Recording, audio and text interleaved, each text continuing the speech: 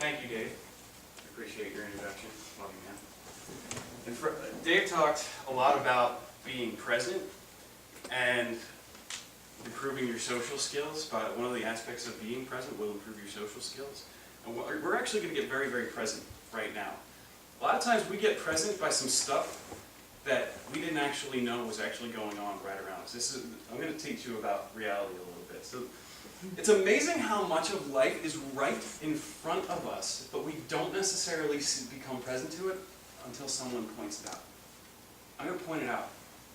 I'm going to be pointing out the 5 basic personality types based on shapes. Okay, this is work that was done by Aristotle a couple thousand years ago. Maybe I'm getting my dates wrong. Aristotle's really old. So it's been refined over the years. And I want you to keep in mind, I'm talking about shapes. There's a circle, there's a diamond, there's a square, a rectangle, and a heart shape.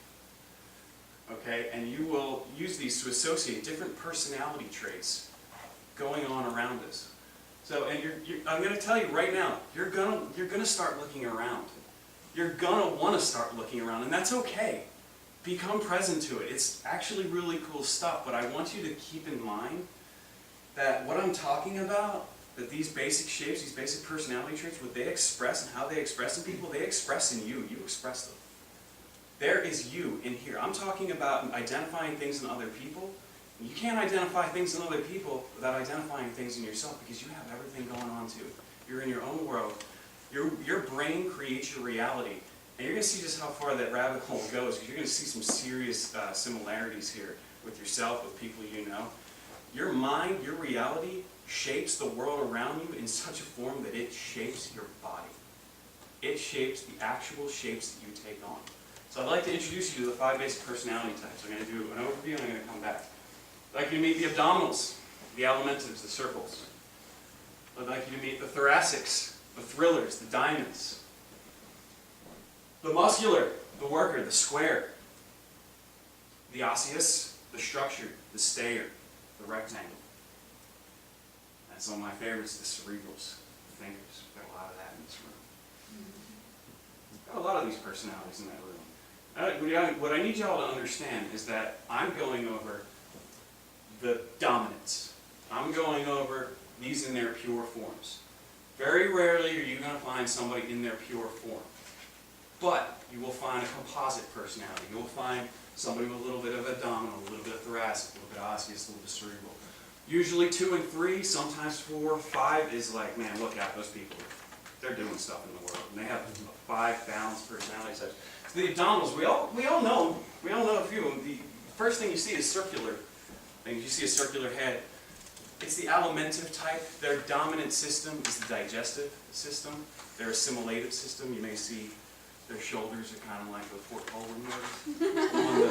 on the boat. They have they're chubby. They're stout. Some a little fat. It's okay. They're lovely people. No, they're the enjoyer. They crave sweetness. They're the children of the race, the abdominals. And if you really look at it, that statement really, really works, because they actually look like babies. First, you have to notice their hands. Their hands, they got short, sausage kind of fingers. Little dimples where their knuckles are supposed to be on everybody else. Okay, you know, bring it about. It's around you. You've seen it. They don't like criticism. Be sweet to them. They like sweetness. Okay, so when you meet an abdominal, when you're with an abdominal, be nice to them. They crave sweetness. They crave sweetness in their food. They crave sweetness in their life. If you go into an abdominal's bedroom, you're going to find lots of pillows and comfort. When you're dealing with these people, give them the most comfortable chair. They're going to take it anyway.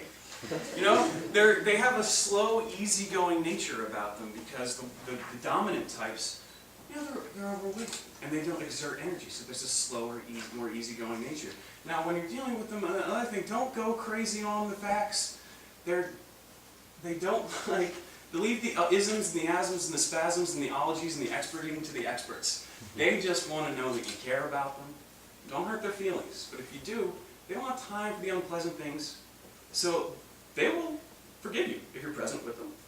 They will totally forgive you. You have to mean it.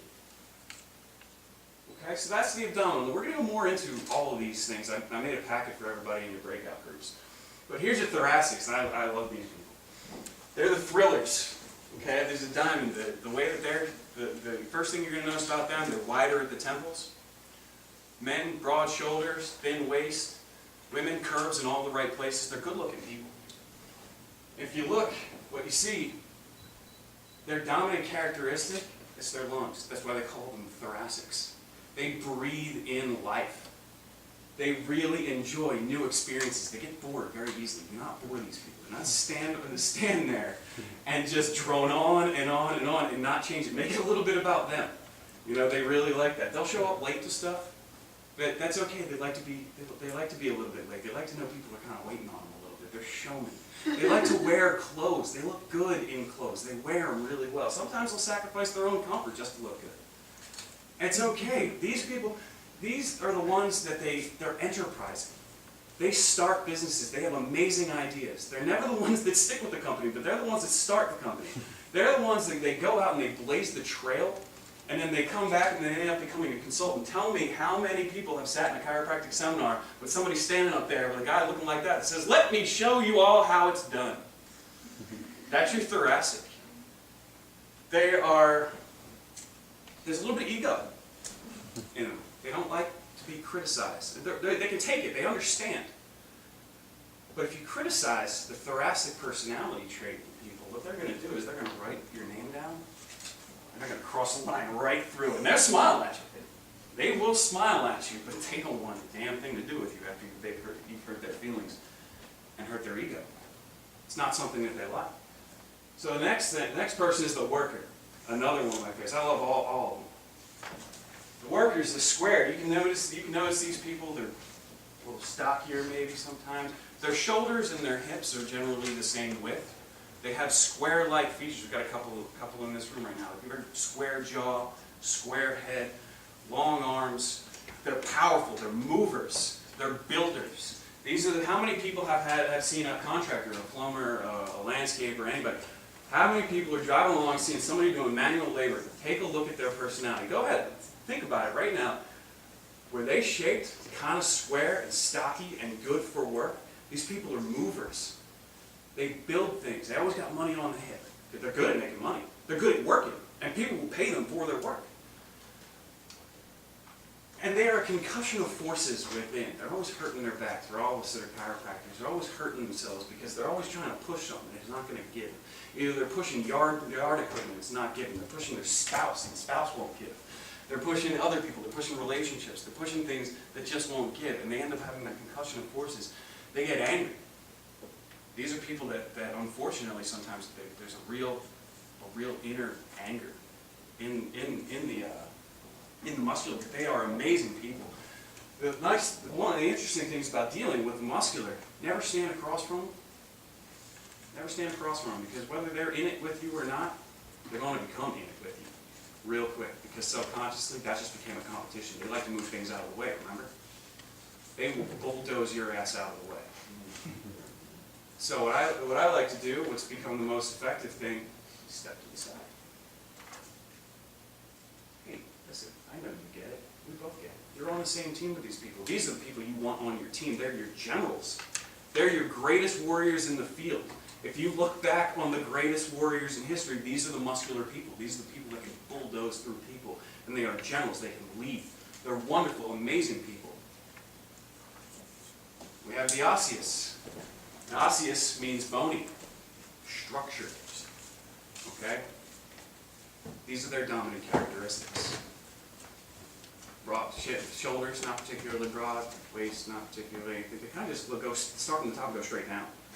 Right? They have oval kind of faces, just general rectangular features. And you're going to notice their hands are bony and big.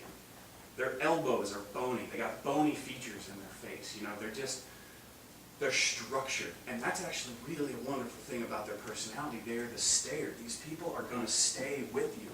These are the greatest possible friends you can have. Now, you don't come at them with enthusiasm, ever. If you go up to an osseous person, say you're doing a chiropractic screen, "Hey, how's it going? Hey, would you like to get your spine checked?" They're going to step back, put their hand on their wallet, like, "Hey, listen, I don't know what you're selling. You're obviously selling something. I'm not interested in your enthusiasm right now. So you greet them. Greet the osseous, as my mentor Bill says, with all the enthusiasm of a funeral director. Like, oh my goodness, it's so terrible. You might need some help. And they like facts. You just stay consistent with these people. You can be enthusiastic later on once you win them over. That's fine. They're stayers. These are great people. These are great insurance actuaries. These people are great for paperwork, great for dealing with the organization, the structured things in life. Okay? So that's the osseous. I don't want to get too much because it's going to be really good breakout sessions going into all of these, and you're going to identify where these are in you and how you can work with them. Which brings me to my cerebrals. You're going to notice their forehead first. Okay, it's going to be their dominant feature. Their brain, they're the thinkers. Their head is the most dominant feature. But I want you to turn them around and notice the occiput. Frank, could you come on out here, please? Let's pick on Frank Day, because you have a... Well, actually, Frank's a really wonderful composite. I am not my cactus. You are not a cactus. We're going to get to... So look at Frank. The first thing you notice about Frank, forehead, right? Nice, strong forehead, good hairline. I want you to turn to the side. See a heart. See a heart. Just like this. You might want to palpate the occiput. Yeah. The occiput, if you look at the occiput on these people, it's a very dominant portion. They have a big back of the head. They're thinkers. Okay. Now take your glasses off. Give me a big old smile and look at the crowd. That's his thoracic. See how he just changed from analyze? Look, wider at the temple. Right? Thank you, man. I appreciate it. Thank you. The thinkers, the cerebrals, they'll be late to just about everything because they're always thinking. They're always analyzing. They're always in their head about something. So when you want these people to be somewhere, say I want my cerebral to be somewhere at 315, I tell them 307. Because they'll be fixating on why I said 307. They'll be thinking about it the whole time. They'll be thinking about it on their way to your office, which is good. And so when you say that they're fixating on 307 until about 310 when they walk in your door, and that's perfect because you want them there at 315. It's amazing what happens. There are combinations of people and everything. So remember that this work addresses personality types, not body types. You're going to look around at people, you're going to see squares, you're going to see diamonds, you see rectangles, you're going to see circles. With this knowledge, you have the ability to interact with others by speaking their language, by dealing with them in their comfort zone. Okay, I don't want, this is stuff that I've started doing about a year ago. I've turned enemies into friends, friends into even better friends. And there's not a single person that I don't like or dislikes me. And I get along with my teachers. I've been able to pinpoint just about what every single professor wants based on their composite personality of these shapes. And I have nailed every single skills practical because of it, because I know how they want me to act. I know what their dominant traits want. And I'm going to teach you that. Not in this little session, of course in the breakout session. We'll even talk about some of your professors if you have any questions. But what's really, really important is take someone with this knowledge to step outside of his or her own personality traits to deal with others through theirs. I don't want you to think this is being hypocritical, and I don't want you to think this is being manipulative. Just because you can spot somebody's personality traits does not mean that they are that. It does not mean that you're using it to get what you want. You're using it to get an optimum social outcome. So don't make the mistake. I'm going to hear it. We're all going to do it. Don't make the mistake of saying, oh, he's a muscular. Oh, she's a cerebral. Oh, that damn osseous over there. That must be it. Do not put people in pigeonholes of expectation. Okay, what I'm giving you here is a map. If I give you a map that works 95% of the time, are you still going to use it? And by saying 95% accurate, I'm saying you're going to look for the house or the address you're trying to go to. 95% of the time, it's going to get you exactly to that address. You're going to see you're going to see where people are in their basic thrust, where they need you to deal with them. But that other 5% are going to get you to the same street. It doesn't mean you're going to be totally your way off. But if you go at somebody thinking they're an osseous and they're actually kind of a thoracic that's just sort of hidden, and they've repressed their osseous, oh, forget it. You're going to hurt that thoracic's feelings by thinking not playing to his ego. He's going to write, that's it, that's done. You're done with that interaction. Okay? So, use this knowledge to your benefit and to their gain. In this way, you'll foster better relationships and improve outcomes in all people. I'm not talking in all people in your life. I'm talking all people in life. There is a pattern, guys. We are all separate and unique, and we're all this wonderful, infinite amount of possibilities, but has anybody noticed at school that each one of your experiences, wherever you came from, somewhere at this school there's a doppelganger of somebody you know and own? There is some guy that looks exactly like your friend from home. There is some girl that looks exactly like your ex-girlfriend from 5-10 years ago. There's a pattern in people, and I want to help you recognize it because it's going to help you to achieve an optimum benefit outcome. It helps you get present. Because you start looking at other people, you start seeing how you can serve people from their point of view. You know, treat people, like I was saying earlier, treat people as you want to be treated. That's bull. Treat people as they want to be treated. And you'll meet people on their terms every single time. Okay? So the ability to feel for and with others is a vitally important factor in promoting our own advancement and that of humanity.